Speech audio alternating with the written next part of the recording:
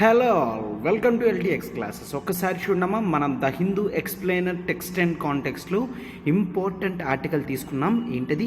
Future of Indian secularism. Secularism అనే topic మనకి ఎక్కడ వస్తుంది? జిఎస్ టు ఇండియన్ పాలిటీలో సెక్యులరిజం అనే కాన్సెప్ట్ మనకి చాలా ఇంపార్టెంట్, అవునా? సో ఈ టాపిక్ గురించి కాస్త బ్రాడ్ పర్స్పెక్టివ్లో మనకి ఆన్సర్ రైటింగ్లోని అండ్ ఎస్ఐలో ఏ విధంగా యూజ్ అవుతుంది, ఇంపార్టెంట్ కాంటెక్స్ట్ అంతా కూడా చూడండి అమ్మా. ఆర్టికల్ రాసింది రాజీవ్ భార్గవ. హీఈస్ ఏ సోషాలజిస్ట్ అనమాట. సో అతను ఇచ్చిన ప్రతి ఆర్టికల్ సొసైటీ గురించి చాలా ఇంపార్టెంట్ టర్మినాలజీస్ కానీ ఇవన్నీ కూడా కలిగి ఉంటాయి. ఇప్పుడు మనం ఆర్టికల్లో ఇన్ లెంత్ అవంతా కూడా డిస్కస్ చేద్దాం. Okay, that's fine. అయితే ఒక్కసారి చూడండి, ఎల్టీఎక్స్ క్లాసెస్ నుంచి మనకి యూపీఎస్సీ ఇన్ఫినిటీ కొత్త బ్యాచెస్ అనేవి స్టార్ట్ అవుతున్నాయి. ఓకే, కొత్త బ్యాచెస్ ఎక్కడమ్మా? ఆన్లైన్లోని ఆఫ్లైన్లోని రెండు చోట్ల కూడా కొత్త బ్యాచెస్ అనేవి స్టార్ట్ అవుతున్నాయి. ఆన్లైన్ ఫీజు వచ్చేసి కేవలం 60,000 రూపీస్ మాత్రమే, అండ్ అది కూడా మీరు ఈఎంఐ 5,000 పర్ మంత్ కడుతూ క్లియర్ చేయొచ్చు. అండ్ ఆఫ్లైన్ ఫీజు వచ్చేసి 70,000 మాత్రమే, అండ్ అది కూడా మీరు 10,000 ఇంటూ 7 మంత్స్ కట్టచ్చు అనమాట. ఓకే, సో అయితే ఇక్కడ ఆఫ్లైన్ అనేది మనకి హైదరాబాద్ అండ్ విశాఖపట్నం రెండు చోట్ల కూడా మనకి ఉన్నది. ఓకే, అయితే మీరు ఇక్కడ చూడాల్సింది ఏంటి? మీ కాంప్రహెన్సివ్ ప్రిపరేషన్ అనేది విత్ లైఫ్ టైం వ్యాలిడిటీ మీరు ఇక్కడ తీసుకోవచ్చు. ఇంక్లూషన్స్ ఏంటో చూడండి. మనకి ఇక్కడ general studies, prelims plus mains ఓరియంటెడ్లో మనం జనరల్ స్టడీస్ కవర్ చేస్తాము. సీసెట్ మీకు కంప్లీట్గా ఫ్రీ వస్తుంది. Test series, prelims plus mains test series కలిగి ఉంటుంది. Daily current affairs and answer writing sessions కూడా మీకు కలిగి ఉంటుంది. అండ్ ఇవే కాదమ్మా, మీకు complimentary access to APPSC group 1-2, TSPSC group 1-2, RBI grade B, SSC CGL కూడా మీకు కలిపి ఉంటుంది అనమాట. సో అయితే మీకు ఇక్కడ మీరు టోటల్ కాంప్రహెన్సివ్గా కవర్ అయ్యేటట్టు మనం టెస్ట్ సిరీస్ కానీ, క్లాసెస్ కానీ, మెటీరియల్స్ కానీ అన్నీ కూడా మనం ప్రొవైడ్ చేస్తాము. So don't get delay. 1 July నుంచి బ్యాచెస్ స్టార్ట్ అవుతున్నాయి కాబట్టి మీరు ఇమీడియట్ బేసిస్ మీద జాయిన్ అవ్వచ్చు. ఓకేనా? ఇమీడియట్ బేసిస్ మీద జాయిన్ అవ్వచ్చు. అండ్ అదే కాదు, మనం ఇన్ఫినిటీ బ్యాచెస్ ఫర్ ఆప్షనల్ కూడా తీసుకుంటున్నాం. ఆప్షనల్ ఇన్ఫినిటీ అనేది తీసుకుంటున్నాం. ఇక్కడ 1 course unlimited access to all the optionals అనేవి మనకి ప్రొవైడ్ చేయడం జరుగుతుంది. ఆప్షనల్ అనేది చాలా ఇంపార్టెంట్ కదమ్మా. సో వెంటనే తీసుకుంటేనే మీకు ఎక్కువ టైం రివిజన్కి ఉంటుంది. పబ్లిక్ అడ్మినిస్ట్రేషన్ పిఎస్ఐఆర్ అనేది మనకి డైరెక్ట్గా సురేష్ సార్ డీల్ చేస్తారు. అండ్ ఆ తర్వాత సోషియాలజీ సాయిరామ్ సార్ డీల్ చేస్తారు. And anthropology Srinivas sir, this is me Srinivas, నేను డీల్ చేస్తాను. And Telugu literature Sitapati sir deal చేస్తారు. ఓకేనా? అయితే ఫీజ్ 30,000 ఉండేది, మనం 25,000 తగ్గించడం జరిగింది. బట్ ఈ 25,000 ఫీజు కూడా ఇప్పుడు ఈ 15th వరకు మాత్రమేనమ్మా. అంటే హార్డ్లీ మనకి ఇంకా 5 డేస్ మాత్రమే ఉంది, 5-6 డేస్ మాత్రమే ఉంది. కాబట్టి మీరు ఇమీడియట్ బేసిస్ మీద జాయిన్ అవ్వండి. ఓకే, 10% ఆఫర్ ఇస్తూ 22,500కి తీసుకొని రావడం జరిగింది. చూడండి, వ్యాలిడిటీ టిల్ 15th జూన్ మాత్రమే. ఓకే, 15th జూన్ మాత్రమే. 16th నుంచి కొత్త బ్యాచ్ అనేది మనకి ఆప్షనల్లో స్టార్ట్ అవుతుంది, కొత్త బ్యాచ్. ఓకే, సో నెంబర్ చూడండి, 7893899553. ప్రత్యూష మ్యామ్కి వెంటనే కాల్ చేయండి, సబ్స్క్రిప్షన్ తీసుకున్నామా. అండ్ ఆంథ్రోపాలజీ వరకు మీరు చూస్తే మనం సిలబస్ అనేది మీకు ఈజ్ లెవెల్లో మనకి 4 to 5 monthsలో కంప్లీట్ అయిపోతుంది. అండ్ ఆ తర్వాత మీరు ఎగ్జామినేషన్కి వెళ్ళే లోపల అట్లీస్ట్ ఒక 3 times అయినా రివిజన్ చేసుకునేటట్టు అవుతుందన్నమాట. మనం మెటీరియల్ ప్రొవైడ్ చేస్తాము, డైలీ బేసిస్ మీద క్లాస్ అవుతుంది. అండ్ ఎగ్జామ్స్ కూడా రెగ్యులర్గా మన క్లాసెస్లో రాస్తారు అనమాట. ఓకే, ఆన్సర్ రైటింగ్ లాంటివి రాస్తూ ఉంటారు. ఓకే, సో ఇది మీకు కాంప్రహెన్సివ్గా కవర్ చేస్తుందమ్మా. సో మీరు ఏ సబ్జెక్ట్ అయినా కూడా వెంటనే తీసుకోవచ్చు.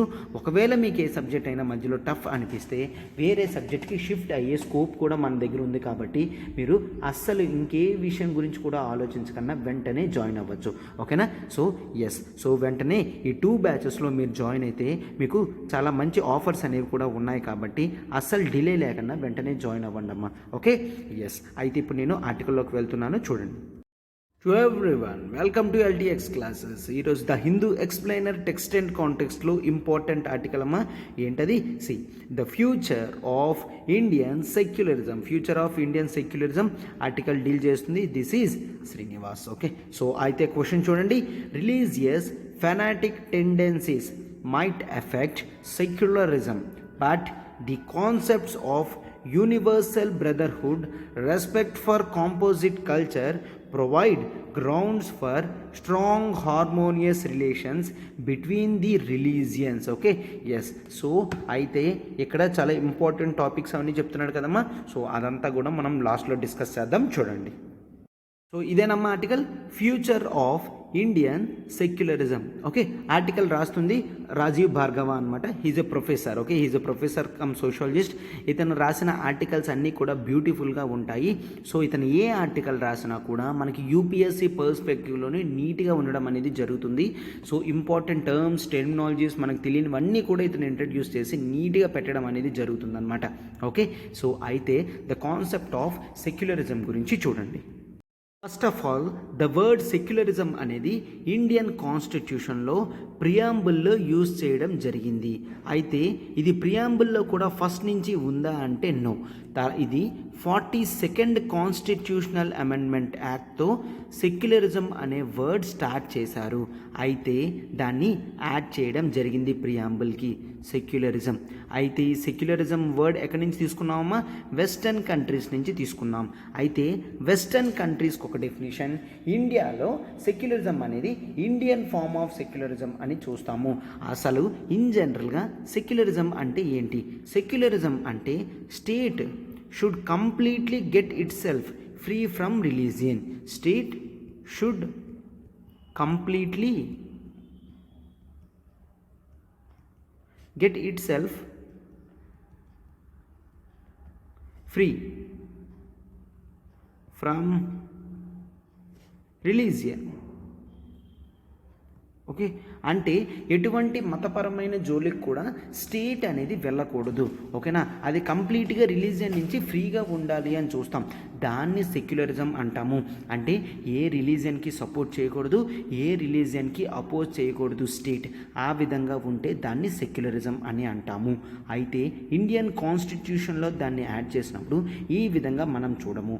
ఇండియాలో 1976 42nd కాన్స్టిట్యూషనల్ అమెండ్మెంట్ యాక్ట్ 1976లో యాడ్ చేసినప్పుడు క్లియర్గా చెప్పడం జరిగింది, western form of secularism is completely different from Indian way of secularism. అయితే ఇండియన్ సెక్యులరిజం అంటే ఏంటి? జనరల్ సెక్యులరిజం అంటే ఏంటి? ప్రతి మతాన్ని ఒకలాగా చూడడం. But Indian secularism is completely different. Indian సెక్యులరిజంలో ఏం జరుగుతుందంటే మనం ప్రతి రిలీజియన్కి కూడా ఈక్వల్ ఇంపార్టెన్స్ ఇస్తాము. ఓకే, ఈక్వల్ importance to all the religions, equal importance to all the religions అనేవి చూస్తాము. అండ్ ఆ తర్వాత జనరల్గా రిలీజియస్ ఇంపార్టెన్స్ అనేది చాలా హైలో ఉంటుంది అని చూస్తాం. అంటే ఏంటి? స్టేట్ రిలీజియన్లో అన్ని రిలీజన్స్ని ఒకలాగే చూస్తూ పాలసీస్ తీసుకుంటుంది, కానీ ఏ రిలీజన్కి సపోర్ట్ చేస్తూ ఏ రిలీజన్కి అపోజ్ చేస్తూ డెసిషన్స్ అనేవి తీసుకోదు. అంటే ఇక్కడ ఏంటి? ఫస్ట్ ఫామ్లో స్టేట్ అసలు రిలీజియన్ కాసి చూడదు, బట్ సెకండ్ ఫామ్లో స్టేట్ అనేది రిలీజియన్ కాసి చూస్తుంది, బట్ రిలీజియస్ మంచిని మాత్రమే స్ప్రెడ్ చేస్తుంది. Okay, the good of religion అంటే ప్రతి రిలీజియన్తో మాట్లాడుతుంది, వాళ్ళకి ఏ ప్రాబ్లమ్స్ ఉన్నా సాల్వ్ చేయడానికి ట్రై చేస్తుంది అనమాట. This is Indian form of secularism అని చూస్తాము. అయితే ఇప్పుడు ఈ సెక్యులరిజం కాన్సెప్ట్ అనేది మనకి కావాలి అంటే ఇండియన్ కాన్స్టిట్యూషన్ మొత్తం సెక్యులరిజం వర్డ్ ప్రియాంబుల్ నుంచి తీసేయడం కాదు. ఇండియా అనేది ఇప్పుడు సెక్యులర్ కంట్రీ అని అంటాం, రైట్? సో పాకిస్తాన్ ఉందనుకోండి, పాకిస్తాన్ని మనం థియోక్రటిక్ స్టేట్ అని అంటాము. థియోక్రటిక్ స్టేట్ అంటే పాకిస్తాన్ అనే నేషన్కి కంప్లీట్ అఫీషియల్ స్టేట్ రిలీజియన్ ఉంది, దట్ ఈజ్ ఇస్లాం. అయితే ఇండియాలో అట్లా అఫీషియల్ స్టేట్ రిలీజియన్ అనేది ఏది కూడా లేదు, అవునా? సో అయితే ఈ థియోక్రటిక్ స్టేట్ కాన్సెప్ట్ నుంచి మనం సెక్యులర్ స్టేట్ కాన్సెప్ట్ని ఇండియా అనేది సెలెక్ట్ చేసుకుంది. అయితే ఇప్పుడు ఇండియా వెంటనే సెక్యులర్ స్టేట్ నుంచి థియోక్రటిక్ స్టేట్కి వెళ్ళగలదా? ఫర్ ఎగ్జాంపుల్ హిందూయిజాన్ని మనం అఫీషియల్ స్టేట్ రిలీజన్గా డిక్లరేషన్ చేయగలమా అంటే కంప్లీట్ నో. ఎందుకు అంటే మనకి ఇండియన్ కాన్స్టిట్యూషన్లో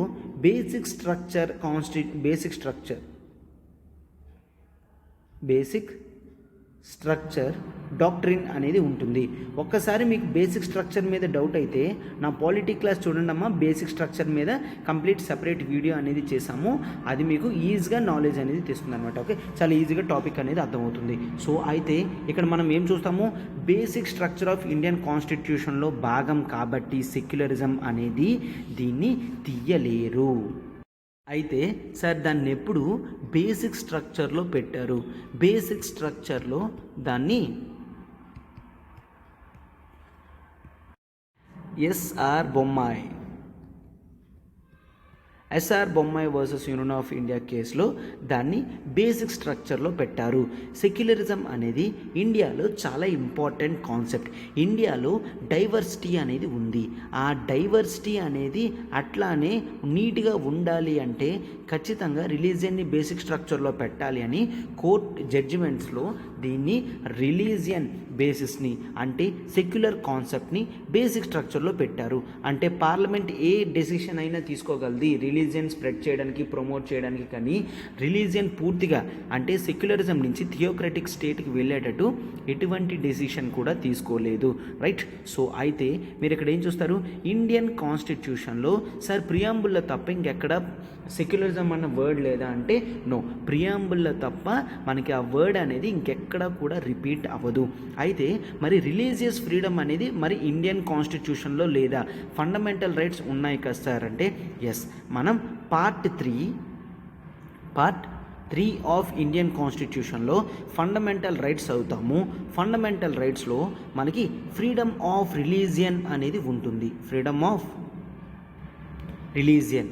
ఈ ఫ్రీడమ్ ఆఫ్ రిలీజియన్లో మనకి ఆర్టికల్ 25 to 28 అనేది ఉంటుంది. ఆర్టికల్ 25 to 28 ఉంటుంది.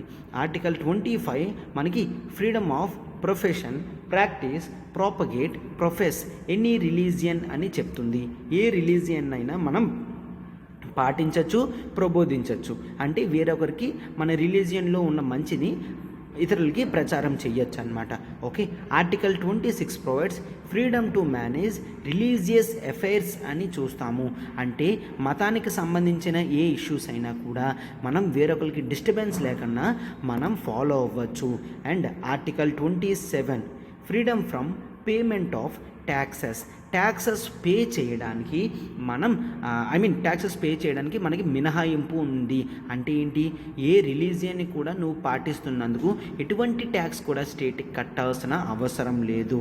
అండ్ ఆర్టికల్ 28 ఏం చెప్తుందమ్మా, మనకి freedom from attending religious instructions in certain educational institutions. అంటే గవర్నమెంట్ డబ్బులు ఇచ్చి రన్ అయిన ఎటువంటి ఇన్స్టిట్యూషన్లో కూడా ఎటువంటి రిలీజియస్ ఇన్స్ట్రక్షన్ అనేది ఇవ్వకూడదు.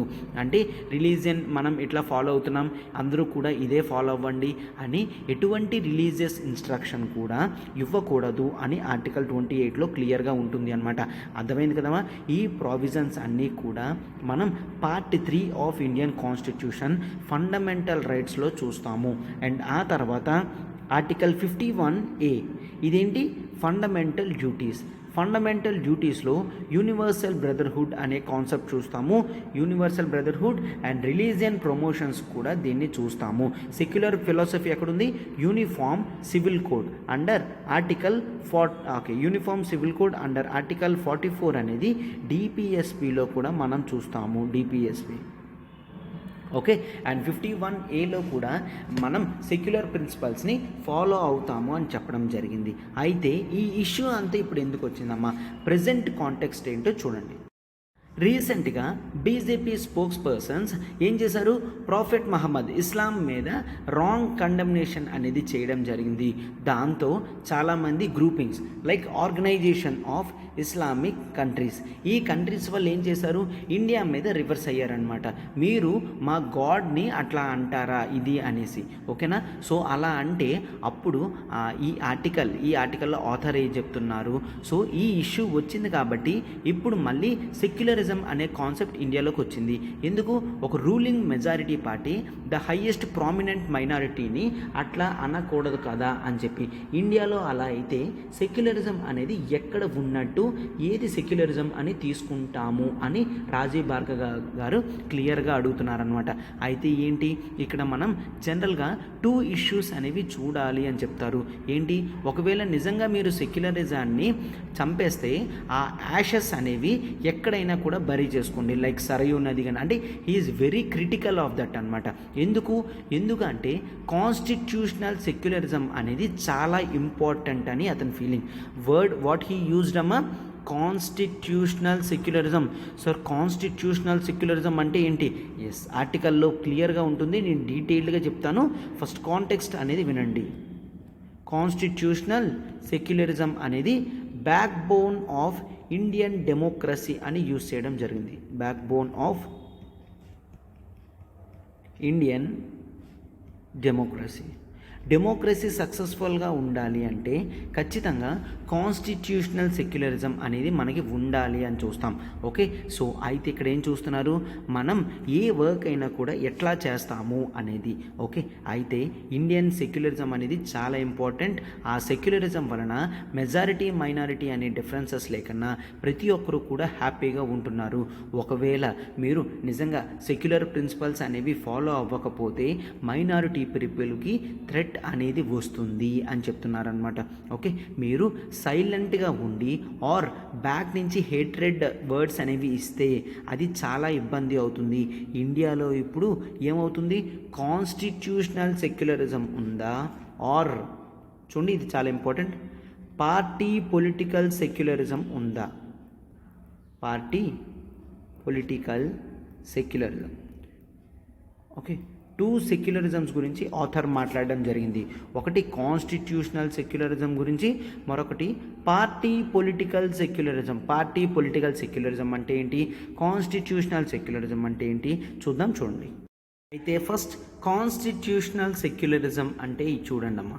కాన్స్టిట్యూషనల్ సెక్యులరిజం, ఈ వర్డ్స్ అనేవి మీరు ఆన్సర్ రైటింగ్లో రాసి దీన్ని హైలైట్ చేస్తే ఖచ్చితంగా మీకు ఎక్కువ మార్క్స్ అనేవి వస్తాయి. కాన్స్టిట్యూషనల్ సెక్యులరిజం అంటే జనరల్గా 2 ఫీచర్స్ ఉన్నాయి అని చెప్తున్నారు. ఒకటి ఏంటి అంటే critical respect for all religions. Critical respect అంటే ప్రతి రిలీజియన్కి కూడా మనం రెస్పెక్ట్ అనేది ఇవ్వాలి. Critical respect for all religions.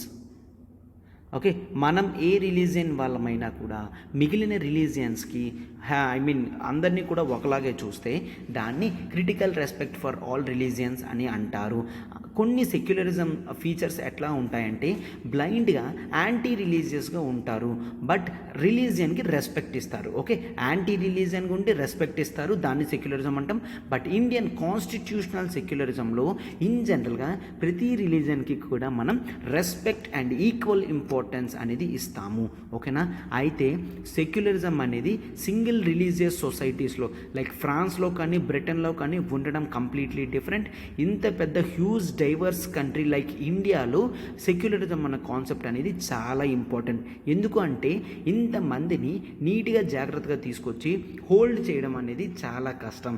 So అయితే ఏంటి ఇక్కడ మనం రెస్పెక్ట్ కేవలం ఒక రిలీజియన్కి ఇవ్వట్లేదు, అన్ని రిలీజియన్స్కి అన్ని ఫెయిత్స్కి ఇస్తున్నాం. కాబట్టి మనకి వీటి ఇంపార్టెన్స్ అనేది క్లియర్గా తెలుస్తుంది అనమాట. ఓకే, అయితే ఇక్కడ ఏం చెప్పారు, అంబేద్కర్ గారు చెప్తున్నారనమాట. అంబేద్కర్ గారు ఏం అబ్జర్వ్ చేశారమ్మా, every aspect of religious doctrine ఏదైతే ఉంటుందో దాన్ని or practice cannot be respected.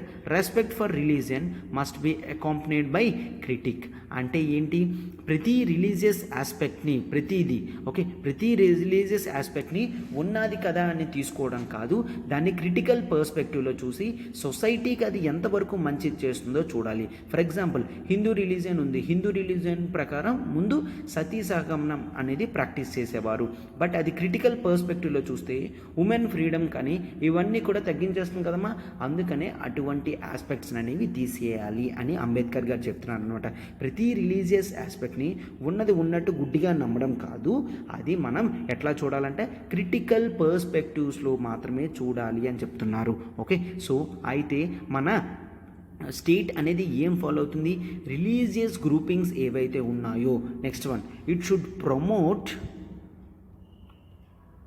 Promote constitutional secularism should promote communal harmony. సొసైటీలో డిస్హార్మోనీ అనేది పెరిగిపోతుంది. ఓకే, సో ఎప్పుడైతే డిస్హార్మోనీని తగ్గించడానికి మనం హార్మోనీ అనేది పెంచుతామో అప్పుడు లాంగ్ సస్టెనెన్స్ అనేది ఉంటుంది. కమ్యూనల్ హార్మోనీ పెంచినప్పుడు మనం ఏం చేస్తాము, inter religious issues are inter religious conflicts, అంటే హిందూస్కి ముస్లిమ్స్కి కాన్ఫ్లిక్ట్స్, ముస్లిమ్స్కి క్రిస్టియన్స్కి, హిందూస్కి క్రిస్టియన్స్కి, ఆ కాన్ఫ్లిక్ట్స్ని మనం ఇంటర్ రిలీజియస్ కాన్ఫ్లిక్ట్స్ అని అంటాము. ఇంటర్ రిలీజియస్ కాన్ఫ్లిక్ట్స్ అనేవి ఎప్పుడూ కూడా మనకి లాంగ్ టైం డీస్టెబిలైజేషన్ చేస్తుంది. బట్ ఇక్కడ ఆథర్ ఏం చెప్తున్నారంటే ఇంతవరకు మనం ఇంటర్ రిలీజియస్ కాన్ఫ్లిక్ట్ మాత్రమే చూస్తాము, బట్ ఇప్పటి నుంచి ఇంట్రా రిలీజియస్ కాన్ఫ్లిక్ట్స్ కూడా చూడాలి. Intra religious conflicts. Sir, intra religious conflicts అంటే ఏంటి? విత్ ఇన్ ద రిలీజియన్లో ఏవైనా ఆస్పెక్ట్స్లో డిస్టర్బెన్సెస్ అనేవి ఉన్నాయంటే వాటిని క్లోజ్ చేయాలి. అంటే ఇప్పుడు హిందూస్ తీసుకున్నాం అనుకోండి, హిందూస్లో ద ప్రాబ్లమ్ ఆఫ్ కాస్ట్ అనేది intra religious conflict, and the problem of women empowerment or women dignity, ఇవన్నీ కూడా రిలీజన్లో ఏముంటుందమ్మా, first is male and second is female అని. అట్లా కాకుండా ఇలాంటి ఇష్యూస్ అన్నిటినీ కూడా సాల్వ్ చేయాలి. ముందు ఇంట్రా రిలీజియస్ కాన్ఫ్లిక్ట్స్ ఏవైతే ఉన్నాయో వాటిని తగ్గించాలి అని చెప్తున్నారు. అందుకనే స్టేట్ ఏం చేస్తుంది, మనము వెస్టర్న్ కంట్రీస్ లాగా కంప్లీట్ సెపరేషన్ కాకుండా మనం ఏం చేస్తున్నాం, ఈ వర్డ్ అనేది చాలా ఇంపార్టెంట్ అమ్మా, we are doing with some principled distance. Okay, we are doing with principled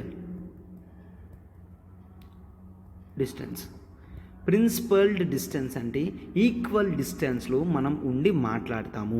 ఓకేనా? సో ప్రిన్సిపల్డ్ డిస్టెన్స్ అంటే ఏంటి, మనం ప్రతి రిలీజన్కి కూడా అందుబాటులో ప్రతి ఒక్కరికి కూడా సేమ్ డిస్టెన్స్ మెయింటైన్ చేస్తాం. అట్లానే ప్రతి ఒక్కరికి కూడా ఈక్వల్ ఇంపార్టెన్స్ ఇస్తాం. అలానే ప్రతి ఒక్కరికి కూడా ఎవరికి హెల్ప్ అయితే వాళ్ళకి చేస్తాము. అంటే స్టేట్ ఒకవేళ జైన్స్కి హెల్ప్ కావాలంటే జైనిజం చేస్తుంది, బుద్ధిజం కావాలంటే బుద్ధిజం చేస్తుంది, ఇస్లాంకి కావాలంటే ఇస్లాంకి చేస్తుంది, ఈవెన్ మెజారిటీ అయిన హిందూయిజం కూడా హెల్ప్ కావాలంటే చేస్తుంది. బట్ అందరికీ కూడా సమానంగానే చెయ్యాలి అని రూలింగ్ అనమాట. ఓకే, దాన్నే ప్రిన్సిపల్డ్ డిస్టెన్స్ అని అంటాము. ఈ ప్రిన్సిపల్డ్ డిస్టెన్స్లో మనకి ఏం ప్రమోట్ అవుతుందమ్మా, ఈక్వాలిటీ అనే కాన్సెప్ట్ ప్రమోట్ అవుతుంది. ఈక్వాలిటీ అంటే ఏంటి, ప్రతి వ్యక్తిని కూడా మనం సమానంగా చూస్తే దాన్ని ఈక్వాలిటీ అంటాం. అందరి దగ్గర నుంచి డిస్టెన్స్గా ఉన్నామంటే దాని అర్థం ఏంటి, ప్రిన్సిపల్డ్ డిస్టెన్స్ అంటే ఈక్వాలిటీ ప్రమోట్ చేస్తున్నట్టే కదా. For example Hindus, Muslims, Christians, Jains వీళ్ళందరికీ కూడా ఈక్వల్ డిస్టెన్స్లో స్టేట్ అనేది ఉంది అనుకోండి, ఇక్కడ మనకి స్టేట్ అనేది ఉంది అనుకోండి, దీన్నే ప్రిన్సిపల్డ్ డిస్టెన్స్ అని అంటాం. సో దీంతో ఏమవుతుంది, హిందూస్ ఎప్పుడు కూడా ముస్లిమ్స్తో ఈక్వల్ చేసుకుంటారు, ముస్లిమ్స్ ఎప్పుడు కూడా క్రిస్టియన్స్తో ఈక్వల్ చేసుకుంటారు, క్రిస్టియన్స్ ఎప్పుడు కూడా బుద్ధిజం, జైనిజంతో ఈక్వల్ చేసుకుంటారు. సో దాంతో రిలీజియస్ ఈక్వాలిటీ అనేది పెరుగుతుంది, ఇంటర్ రిలీజియస్ హార్మోనీ అనేది పెరుగుతుంది. ఓకే, సో అందుకే కాన్స్టిట్యూషనల్ సెక్యులరిజం ఎప్పుడూ కూడా ఫ్రీడమ్, ఈక్వాలిటీ, ఫ్రెటర్నిటీ, బ్రదర్హుడ్ వీటినే ప్రమోట్ చేస్తుంది. ఓకే, సో అండ్ ఇదే కాదమ్మా, జనరల్గా మనం ఇవి ప్రమోట్ చేయాలి అంటే హార్మోనీ మాత్రమే కాదు, మనకి క్లియర్ కట్ ఇంపార్షియల్ జుడిషియరీ అనేది ఉండాలి. అంటే జడ్జెస్ ఎప్పుడు జడ్జిమెంట్ ఇచ్చినా కూడా సెక్యులరిజాన్ని మైండ్లో పెట్టుకొని డెసిషన్ అనేది ఇవ్వాలి. ఇంపార్షియల్ జుడిషియరీ ఉండాలి, అండ్ ఆ తర్వాత మనకి స్క్రూపులస్ మీడియా ఉండాలి. స్క్రూపులస్ మీడియా అంటే కేవలం నిజాన్ని మాత్రమే ప్రచారించే మీడియా. స్క్రూపులస్ అంటే వెరీ జెన్యూన్ అని. ఓకేనా? సో అండ్ ఆ నెక్స్ట్ తర్వాత సివిల్ సొసైటీ అనేది ఉండాలి క్లియర్గా. సివిల్ సొసైటీ వల్ల మాత్రమే మనకి ఇటువంటి రిలీజియస్ ఇష్యూస్ అన్నీ కూడా అయితే టెన్షన్ తీసుకొని రావడం, లేదంటే సాల్వ్ చేయడం కానీ ఇవన్నీ ఇక్కడ మనం జనరల్గా చూస్తాము. అండ్ ఆ తర్వాత సిటిజన్కి అలర్ట్ చేయాలి. ఏంటి, కాన్స్టెంట్గా ఈ ఇష్యూస్ అనేవి చెక్ చేయమని అలర్ట్ కండక్ట్ చేయాలి అని చూస్తాం. ఓకే, చూసారు కదమ్మా, మనం ఎంతవరకు కూడా కాన్స్టిట్యూషనల్ సెక్యులరిజం అనేది చూశారు. ఇప్పుడు మీరు పార్టీ పొలిటికల్ సెక్యులరిజం అంటే ఏంటో చూడండి. Party political secularism. Party political secularism అంటే ఏంటి? పార్టీ పొలిటికల్ సెక్యులరిజం అంటే ఇక్కడ ఇంపార్టెన్స్ ఆఫ్ స్టేట్ పోయి ఇక్కడ the main role of political parties అనేవి పెరిగిపోతున్నాయి. ఎస్, ఇండియాలో ఏం చూస్తాం, స్టేట్ అనేది సెక్యులర్గా ఉండాలి అండ్ ప్రతి ఆర్గనైజేషన్ ఇన్స్టిట్యూషన్ కూడా సెక్యులర్గానే ఉండాలి అని మనం చూస్తాము. ఓకేనా? పొలిటికల్ పార్టీస్ ఏవైతే ఉన్నాయో వాళ్ళు వాళ్ళ ఓన్ ఇంట్రెస్ట్ గురించి ఏం చేస్తున్నారు, సెక్యులర్ ఫోర్సెస్ని కిల్ చేస్తున్నారు. చాలా వరకు పొలిటికల్ పార్టీస్ ఏం చేస్తున్నాయమ్మా, ద కాన్సెప్ట్ ఆఫ్ ఆపర్చునిజం అనేది యూజ్ చేస్తున్నారు. అంటే ఏంటి ఆపర్చునిజం అంటే? అవసరానికి తగ్గట్టుగా రిలీజియన్ అన్న వర్డ్ని యూజ్ చేయడాన్ని ఆపర్చునిజం అని అంటాము. ఓకే, అయితే ఇక్కడ ఏంటి, core values of fundamental secular core values of జనరల్గా రిలీజియన్ అనేది కిల్ చేస్తున్నారు and they are promoting nefarious doctrines అని అంటారు. Okay, please mind this word. ఈ వర్డ్ అనేది జనరల్గా మనకు ద హిందూలో వస్తుంటుందమ్మా. సో చూడండి, నెఫేరియస్ డాక్ట్రిన్. నెఫేరియస్ అంటే నథింగ్ బట్ నీచమైన. ఓకేనా? అంటే చాలా క్రూరమైన నీచమైన దాన్ని నెఫేరియస్ అంటారు.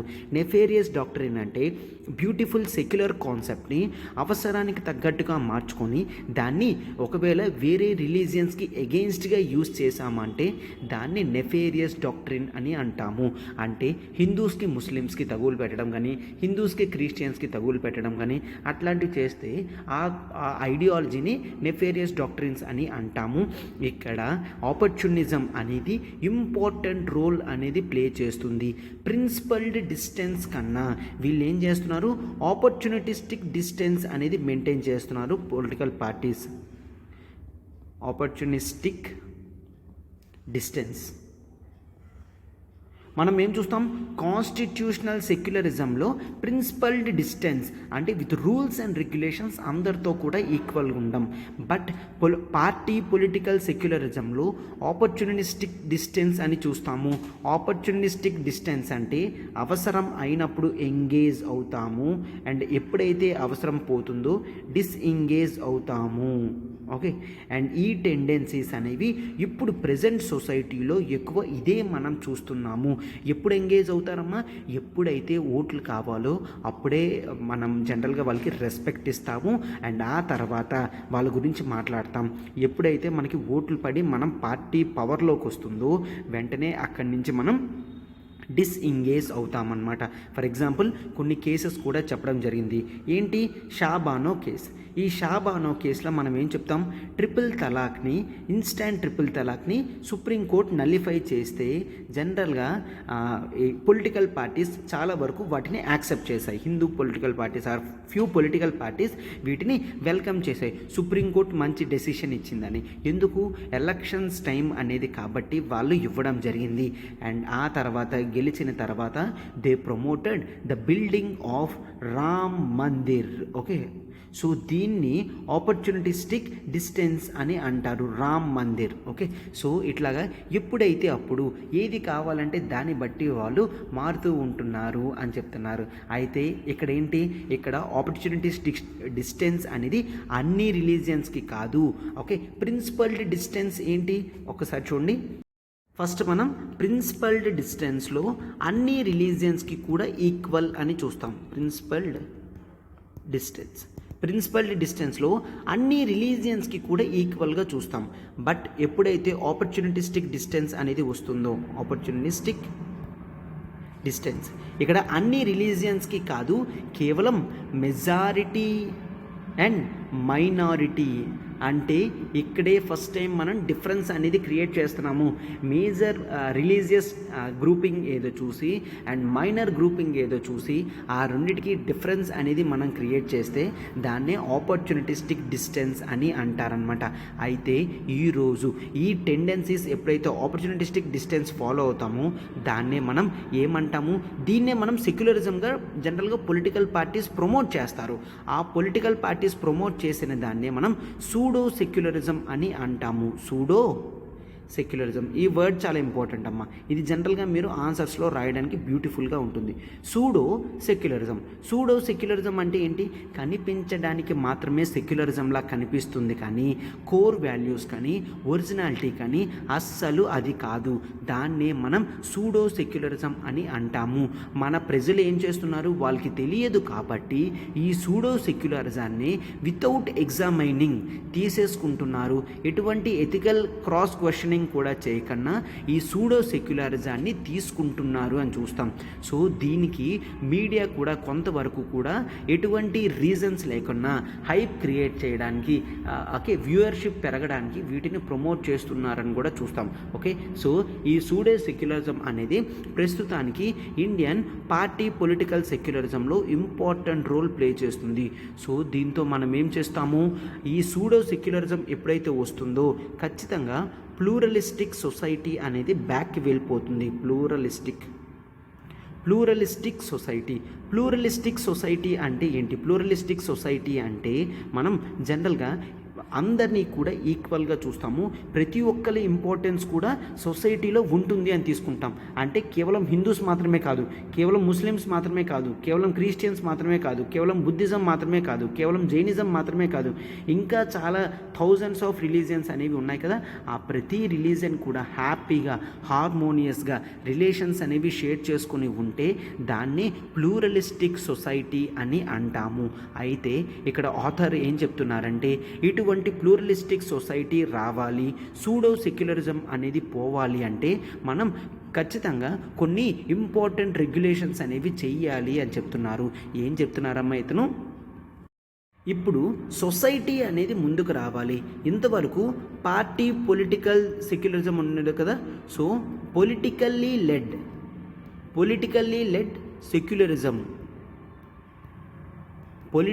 లెడ్ సెక్యులరిజం నుంచి సోషల్లీ డ్రివెన్ మూమెంట్ అనేది రావాలి.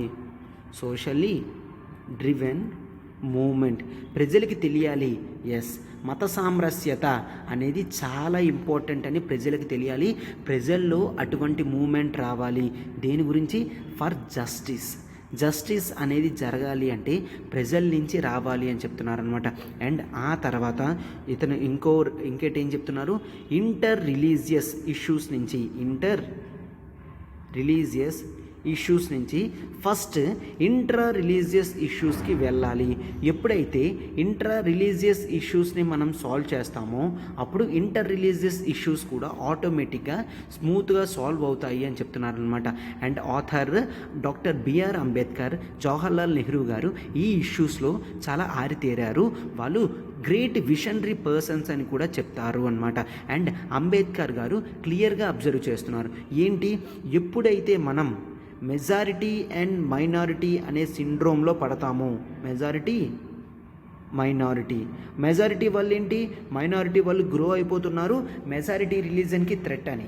మైనారిటీ వాళ్ళు ఏమనుకుంటారు? మెజారిటీ వాళ్ళు హ్యాండ్ అంటే మజిల్ పవర్ అనేది చూపిస్తున్నారు, సో దీంతో మైనారిటీ వాళ్ళ ఎగ్జిస్టెన్స్ పోతుంది అని. దీన్ని మనం మెజారిటీ మైనారిటీ సిండ్రోమ్ అని అంటాం అన్నమాట. అయితే ఈ మెజారిటీ మైనారిటీ సిండ్రోమ్ అనేది ఎప్పుడైతే వస్తుందో సొసైటీ అనేది ఏమవుతుంది? పొలిటికల్ కాన్ఫ్లిక్ట్స్తో తయారవుతుంది. అంటే రిలీజియస్ ఇష్యూస్ అనేవి పాలిటిక్స్లో బయటకు చూపిస్తే స్టేట్ యొక్క గ్రోత్ అనేది తగ్గిపోతుంది, సొసైటీలో హార్మోనీ పోతుంది. అక్కడే ఈవెన్ సిటిజన్స్ కూడా ఎగ్జైల్డ్ కండిషన్స్లో ఉంటారు. ఎగ్జైల్ అంటే ఏంటమ్మా? ఎవరికి తెలియకన్నా దూరంగా ఉండడం. సిటిజన్స్ అనేవాళ్ళు ఆ కంట్రీలో ఎలా ఉండాలి? దర్జాగా తిరుగుతూ ఉండాలి, అవునా? బట్ ఇక్కడ అలా కాదు, భయంతో ఎక్కడో మూలన దాక్కుంటారు. ఇటువంటివి అనేవి వస్తాయి. అవి ఎప్పటికైనా మంచిది కాదు. కాన్స్టెంట్గా లో ఉండడం అనేది ఎవరికైనా డేంజర్ అని మనం చూస్తాము కదా. సో ఇది ఎప్పటికీ కూడా మంచిది కాదు. మనం ఏంటి జనరల్గా సొసైటీలో ఏంటి క్రిటికల్ పర్స్పెక్టివ్స్ అనేవి పెంచుకొని కమ్యూనిటీస్లో ఏవైతే డిసెంట్ ఒపీనియన్స్ ఉంటాయో, అంటే ఇప్పుడు హిందూ రిలీజియన్లో ఏవైతే మిస్టేక్స్ ఉన్నాయో అవి చెప్పాలి, ముస్లిం రిలీజియన్లో ఏవైతే మిస్టేక్స్ ఉన్నాయో అవి చెప్పాలి, ఈవెన్ రిలీజియస్ పర్సన్స్నే చెప్పాలి. అందుకనే సోషల్లీ డ్రివెన్ మూమెంట్ రావాలి. అదే పొలిటికల్లీ లెడ్ మూమెంట్ మూమెంట్ వచ్చిందంటే పొలిటీషియన్స్ ఎప్పుడూ కూడా డిస్సెంట్ అంటే రాంగ్ ఒపీనియన్స్ ఆర్ అగెయిన్స్ట్ ఒపీనియన్స్ని యాక్సెప్ట్ చేయరు, దాన్ని క్లోజ్ చేసేస్తారు అని చెప్తున్నారనమాట. సో అందుకనే సొసైటీ అంతా కూడా ఏంటి, వెస్టర్న్ కంట్రీస్ ఏం చేశాయమ్మా, ఇవేవి ఉండకూడదని డిస్టెంట్గా వెళ్ళిపోవడం జరిగింది. స్టేట్ అనేది కంప్లీట్గా చర్చ్ నుంచి డిస్టెన్స్ అయ్యాయి. బట్ ఇండియాలో డైవర్సిటీ ఎక్కువ, ప్లూరల్ సొసైటీ కాబట్టి మనము డిస్సెంట్ ఒపీనియన్స్ అనేవి యాక్సెప్ట్ చేస్తూ రిలీజియస్ ప్రాబ్లమ్స్ అనేవి వన్ బై వన్ సాల్వ్ చేస్తూ ప్రతి రిలీజియన్కి కూడా ఈక్వల్ ఇంపార్టెన్స్ ఇవ్వాలి. అందుకని కొన్ని కాన్స్టిట్యూషనల్ ప్రిన్సిపల్స్ ఇవన్నీ కూడా సెక్యులరిజాన్ని ప్రమోట్ చేస్తాయి. For example the values of equality, అందరి రిలీజియన్స్ని ఈక్వల్గా చూడడం, and the concept of liberty, ఎవరైనా కూడా వాళ్ళ రిలీజియన్ని హ్యాపీగా ఫాలో అవ్వడం, అండ్ నెక్స్ట్ జస్టిస్, ఏ రిలీజియన్లో ఇష్యూస్ వచ్చినా కూడా అవి సాల్వ్ చేసేటట్టు జస్టిస్ అనేది తీసుకొని వస్తారు. అంతే తప్ప అన్నిటినీ కూడా ఒకే విధంగా చూడకూడదు. Even intra religious issues like మైనారిటీస్ని తొక్కడం కానీ, లేదంటే దళిత్స్ అని వేరే చేయడంలో కానీ, ఓకే హిందూ రిలీజియన్ ఉంది, దళిత్స్ని సెపరేట్గా చూస్తారు, ఈ ఇష్యూ అనేది పోవాలి, ఉమెన్ని సెపరేట్గా చూస్తారు, ఈ ఇష్యూ అనేది పోవాలి అని చెప్తున్నారు. సో అందుకనే సొసైటీ అనేది ఫస్ట్ ఇంటర్ కమ్యూనిటీ రిలేషన్స్ అనేవి పెంచుకోవాలి. ఇంటర్ కమ్యూనిటీ రిలేషన్స్ అనేవి పెంచుకున్న తర్వాత సొసైటీలో హార్మోనీ అనేది పెరుగుతుంది. హార్మోనీ అనేది పెరిగితే రామిఫికేషన్స్ అంటే disturbances by one religion to the other అనేది పోతుంది. ఓకేనా, వాట్ ఈస్ దట్ వర్డ్, ఇక్కడ చూడండి రాస్తాను, రామిఫికేషన్స్ అనేవి పోతాయి. ఈ వర్డ్స్ అన్నీ కూడా చాలా ఇంపార్టెంట్ అనమాట. నేను ఏదైతే వర్డ్స్ యూస్ చేస్తానో అవి ఎగ్జామినేషన్లో యూస్ చేస్తేనే మీకు ఎక్కువ మార్క్స్ అనేవి వస్తాయి. ఓకే, సో ఈ విధంగా ఫస్ట్ సొసైటీలో రిలీజియస్ టాలరేషన్ అనేది పెరగాలి. చూడండి, సొసైటీలో first equality between all religions అనేవి రావాలి. ఈక్వాలిటీ అనేది వస్తే సొసైటీలో రిలీజియస్ రామిఫికేషన్స్ అనేవి పోతాయి. అండ్ ఆ తర్వాత మనం ఏం చూస్తాము, రిలీజియస్ టాలరెన్స్ అనేది పెరగాలి. సార్ రిలీజియస్ టాలరెన్స్ అంటే ఏంటి? టాలరెన్స్ అంటే ప్రతి ఒక్కరి వ్యూస్ని కూడా యాక్సెప్ట్ చేయడం అనమాట.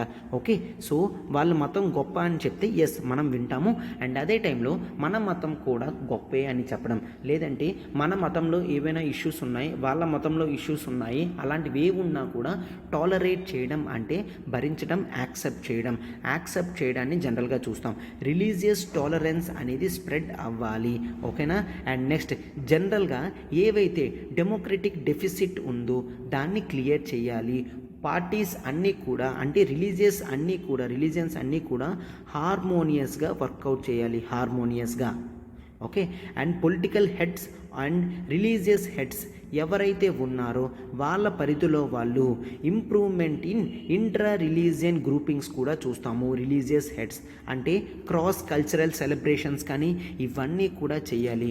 ఒక్కసారి క్రిటికల్ పర్స్పెక్టివ్ అనేది విత్ ఇన్ ద రిలీజియన్ వాళ్ళే చేయాలి. ఫర్ ఎగ్జాంపుల్ హిందూయిజంలో మిస్టేక్స్ ఏవైనా ఉన్నాయి అంటే హిందూ పీపుల్ చెప్తే హిందూయిజం తీసుకొని తీరాలి. ఫస్ట్ ఆఫ్ ఆల్ ముందు మనం ఇట్లా చేయాలి. ఎందుకు, మనం ఒకవేళ ముస్లింలో or Islam culture, Christian culture, Buddhism, జైనిజంలో ఏవైనా మిస్టేక్స్ ఉన్నాయని మనం చెప్తే వాళ్ళు రాంగ్గా తీసుకుంటారు.